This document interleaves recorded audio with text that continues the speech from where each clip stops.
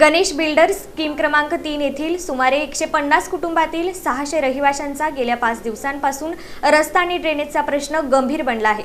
या प्रश्नाकडे महापालिका प्रशासनाचे दुर्लक्ष होत असल्याचा आरोप करत गणेश बिल्डर्सच्या रहिवाशांनी 15 ऑगस्ट स्वातंत्र्य दिनी महापालिका गेट समोर आंदोलन केले।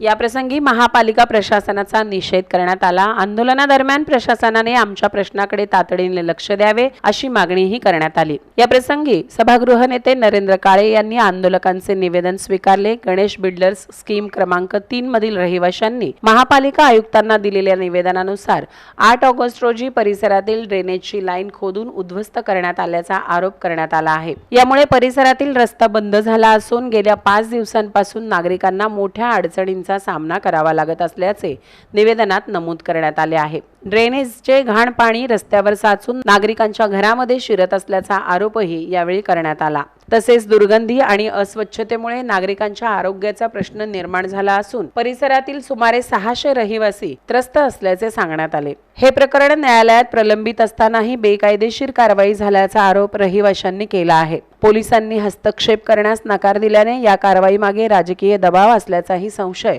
निवेदनातून व्यक्त करण्यात आला आहे। प्रशासनाने तातडीने रस्ता आणि ड्रेनेजचा प्रश्न सोडवावा अशी मागणी या प्रसंगी आंदोलकांनी केली। अन्यथा तीव्र आंदोलनाचा इशाराही यावेळी देण्यात आला।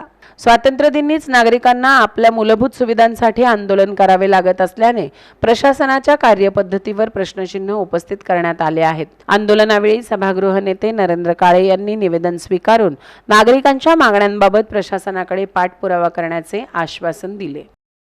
मी गणेश बिल्डर्स स्कीम नंबर 3 ची अध्यक्ष आहे। गणेश बिल्डर्स स्कीम नंबर 3 ही जवळजवळ गेली 35 वर्षापासून ती सोसायटी तिथं आहे। 80-85 पासून ती सोसायटी आहे आणि गेली 33 वर्ष झालं आम्ही महानगरपालिकेकडे रस्त्यासाठी मागणी करतो आहे। गणेश बिल्डरचा रस्ता शेजारच्या प्लॉट धारकाच्या घशामध्ये आता घातलेला आहे। शेजारचा प्लॉट धारक सागर संतानी त्याचा प्रोजेक्ट महानगरपालिकेने मंजूर केलेला आहे आणि प्रोजेक्ट मंजूर करताना महानगरपालिकेच्या अधिकाऱ्यांना ही पूर्ण माहिती होती की त्याचा जर प्रोजेक्ट मंजूर केला आणि त्याचा रस्ता जर दिला त्याला तर आमचा पूर्ण रस्ता जाणार आहे। ती जागा त्याच्या घशामध्ये महानगरपालिकेच्या अधिकाऱ्यांनी घातलेली आहे। महानगरपालिकेचे मठपती आणि प्रमोद गोविंदवार हे 2 तिथले कर्मचारी, त्या 2 कर्मचाऱ्यांचा हात त्याच्यामध्ये आहे। महानगरपालिकेचा जाहीर निषेध करतो आम्ही आणि महानगरपालिकेच्या आयुक्तांनी उंटावरून शेळ्या हाकायचं बंद करावं आणि त्यांनी ग्राउंड लेवलला जाऊन चेक करावं की ह्या लोकांचे रस्ते सगळे बंद झालेले आहेत। गेल्या शनिवारी सागर संतानीने अनधिकृतरित्या पूर्ण रस्ता उघडून टाकला। ड्रेनेज लाईन आमची उघडून टाकली, पाण्याची लाईन आमची उघडून टाकली। आज सगळ्यात सागर संतानीवरती कुठलाही गुन्हा दाखल झालेला नाही। महानगरपालिकेचा जावई आहे का तो? त्याच्यावरती कुठलीही कारवाई महानगरपालिका करत नाहीये आणि त्याच्या घशामध्ये ती जागा महानगरपालिकेने घातलेली आहे। त्यामुळे महानगरपालिकेचा जाहीर निषेध करतोय आम्ही। राजकीय दबावपोटीच हे सगळं केलं जात आहे। आज जुळे सोलापूर भाजपचा बालेकिल्ला आहे आणि भाजपमध्ये आता गेलेला तो आमदार आहे जे जोळेच्या पाठीमागं आहे। सगळ्यांना माहिती आहे। नावं कुणी घेत नाही, नाव एकाचं आणि गाव दुसऱ्याच असले प्रकार चालू आहेत। नावाला फक्त तो सागर संतानी आहे, त्याच्या पाठीमागे पॉलिटिकल लीडर आहे आणि त्याची गुंडागर्दी तिथे चालू आहे। आमच्या त्या पत्रकाराला मागच्या आठवड्यामध्ये त्याला धक्काबुक्की केली। व्हिडिओ रेकॉर्डिंग करत असताना त्याला व्हिडिओ डिलीट करायला लावला। बोलू पण देत नाहीत आम्हाला।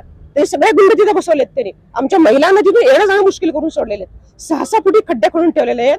गेल्या 8 दिवसापासून दूध, भाजी, लहान मुलांच्या रिक्षा सगळं बंद झालेले सोसायटीमध्ये, काहीच येत नाहीये। कोण जबाबदार आहे ह्याला? महानगरपालिकेचे डोळे कधी उघडणार आहेत? आमचा जीव गेल्यानंतर तुम्ही येणार आहात का?